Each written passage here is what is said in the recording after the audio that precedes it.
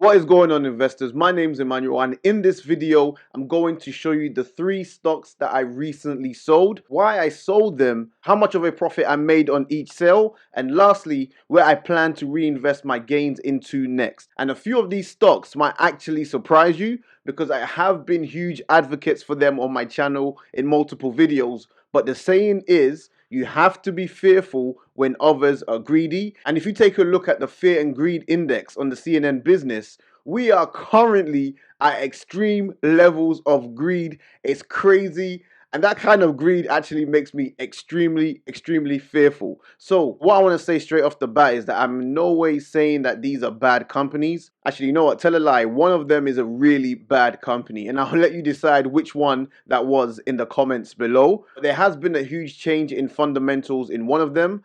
And another I pretty much sold for portfolio rebalancing purposes. So stick around. Watch until the end and let me know if you think I made a bad decision or whether you think I sold too soon. But with that said, make sure you join my Discord group. The link is in the description below, and this Discord group is lit. It's on point. You're going to like it. Make sure you click that link. It is free for now. It's a great place to get inside scoops of the stocks that I'm looking at, and also it's just a great place to bounce investing ideas off one another. Again, don't forget to destroy that like button. It lets me know that you enjoy this type of content. And if you are new to the channel, then hit that subscribe button and the notification bell to stay up to date with all the stocks that I am buying, all the stocks that I'm selling, and all the stocks that are on my watch list. So with that said, let's jump into the video. First stock that I sold was more to trim my position based on the company's extremely poor performance and also poor excuses in my opinion. This company is called Virgin Galactic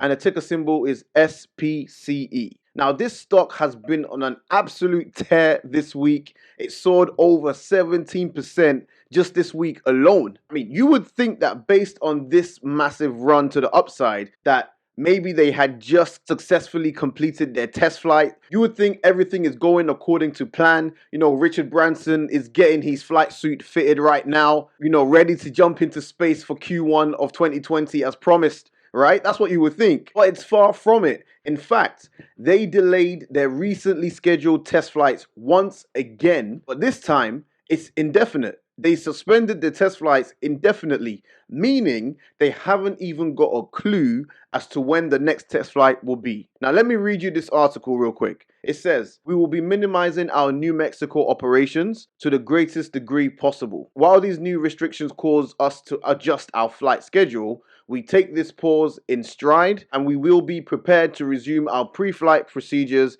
and announce a new test flight window as soon as we can." As of right now, they actually have no scheduled time for the postponed test flight, which in my opinion are not great signs at all. Now I went to their Instagram page just to check the comment section for this news, and look who has the top liked comment. Yes, it's your boy.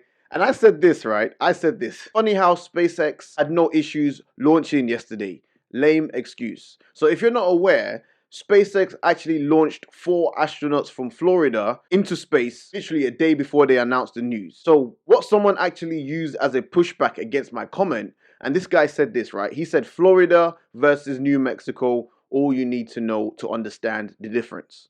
To which I then responded to this guy. I said that I understand that, but earlier this year, Virgin Galactic were given exemption because they were deemed an essential business, which is true. And you know what? Here's the proof of that. Branson's Virgin Galactic secures critical infrastructure exemption to operate during lockdown. That's why I called it a lame excuse. Them delaying the flights yet again when you're deemed an essential service and you're allowed to operate. And also, just to follow up on that, I went ahead and I took a look at the new restrictions for New Mexico, and it said clear and simple, it says it here, essential businesses may remain open, but with limited operations and staffing. So maybe they couldn't continue with the test flights with limited staffing or maybe limited operations, you know, in a safe and secure manner. Look, it is highly probable. And remember, and one thing I also had to remind myself is that we are talking about people's lives being at stake here. And I get that. I completely get that. But regardless, it is extremely disappointing. And I'm clearly not the only one that was disappointed by the news. judging by the amount of likes that my Instagram comment actually got. So I decided, you know what, the stock is flying. Now was the right time to take some profits off the table. It's been a long year with constant delays, constant disappointment with this company. And to be honest, it's been very, very tough being a Virgin Galactic shareholder. I can't lie. And those profits are almost like a reward for me holding on for almost a year with this stock. So I took my profits off the table. I still have half my position left in Virgin Galactic, and I used the profits to purchase SBE, and that's ChargePoint. So the second stock that I sold recently was Fiverr. Ticker symbol is FVRR, and my average price for Fiverr was $153 a share, and I purchased it a day before they actually released their earnings. And sure enough, they had fantastic earnings, which is what I was expecting. And the Fiverr user growth was amazing. It had a decent rally, and I sold my entire position at precisely $200 a share, bagging a 30% plus profit on my money. Now, why did I sell this stock and not let it continue to run? So between my growth portfolio and my dividend portfolio, I actually owned over 34 companies in total. And I'll be honest, it was starting to become next to impossible to keep track of all of them. And I wouldn't know when their earnings were. I couldn't keep up to date with any new developments. I was missing major events, major news releases, press releases. It was becoming a nightmare. And I asked my mentor of mine a simple question, right?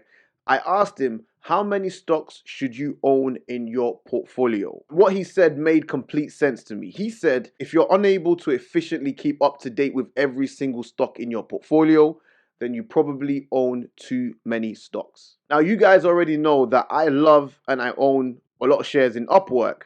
Upwork is pretty much my baby, and the company has done extremely well for all of us that took positions in that company, especially after I did my first analysis on the stock. Well, as you know, Fiverr and Upwork are pretty much in very similar sectors. The main difference is Upwork is more targeted towards businesses, your corporations, typically for larger assignments, whereas Fiverr is more for the gigger economy, small to medium-sized projects. So for example, I would use Fiverr if I needed someone to design a poster or, maybe a banner. If I needed a professional to handle customer inquiries for one of my businesses, I would look for that type of talent on Upwork, not Fiverr. So it didn't really make sense owning both stocks. And I think both of them have a place in this new modern way of working. Even post-Roni, even once there's a vaccine that's rolled out, I still believe that Fiverr and Upwork will have a massive place and a massive role to play. I decided I will keep my Upwork holding and continue to monitor the growth of that company. So Fiverr is an awesome company with a ton of growth ahead of it, but it's like choosing between two babies, and you know what? I'm sticking with Upwork. So I used my original investment plus the profits I made to pretty much booster up my Tesla position. So I did actually buy more Tesla the day after it was announced that they're joining the S&P 500, and it's actually worked out quite well because we are approaching $600 for Tesla, which is crazy. So the third stock that I sold this week was Workhorse. The ticker symbol is WKHS, and I initially started off by selling 80% of my Workhorse position at $28 on Monday for a 40% plus profit. And I did actually say this on my live stream that I had sold out quite a lot of my Workhorse. But I ended up selling the last 20% on Wednesday at $28.10. And I'll be honest, I didn't initially sell out of my whole position on Monday because I really do feel actually emotionally attached to this company. And a small part of me still wanted to be there. I still wanted to have a little bit of money in, just believe in that stock and, just be there if they did win the contract. But to be honest, it was their recent Q3, more specifically their cash flow statement, that was like the final straw. Look, their Q3 was horrible. We all know that, and we now know that they will also not be delivering of the C-Series trucks that they said they would. And of course, they used the C-Rona card as an excuse. Fine. I get all that, right? Excuses, fine. But when you're a company that only made 500 grand, 500 grand in total revenue for the quarter, but you paid yourself and your employees over 700 million in stock-based compensation in Q3 alone, you're taking the absolute Michaels. Like, I'm not even going to say anything. You're just taking the Michaels.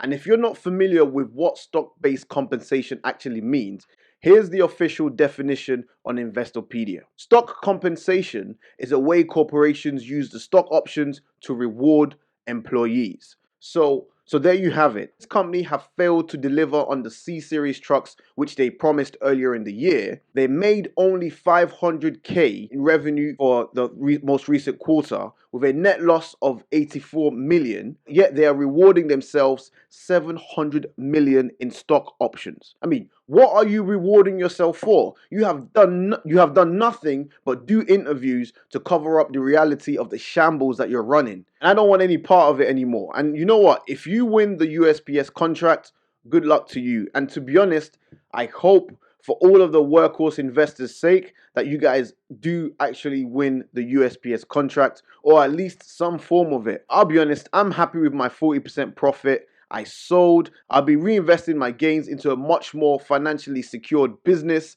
that isn't surviving on a pipe dream or on a fad. I will say, investors, where there is extreme greed, don't be afraid to take profits off the table, especially if the opportunity presents itself. There you go, guys. Those are the stocks that I recently sold and have taken profits off the table. Have you sold any stocks recently? Let me know in the comment section below, especially how much profit you made on each of the stocks that you sold. But with all that said, please make sure that you do your own due diligence and your own analysis before you decide to invest in any stock.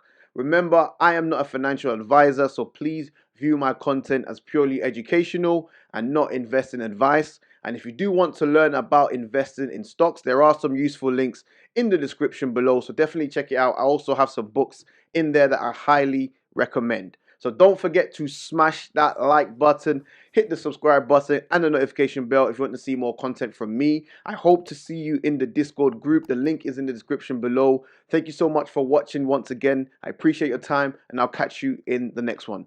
Peace.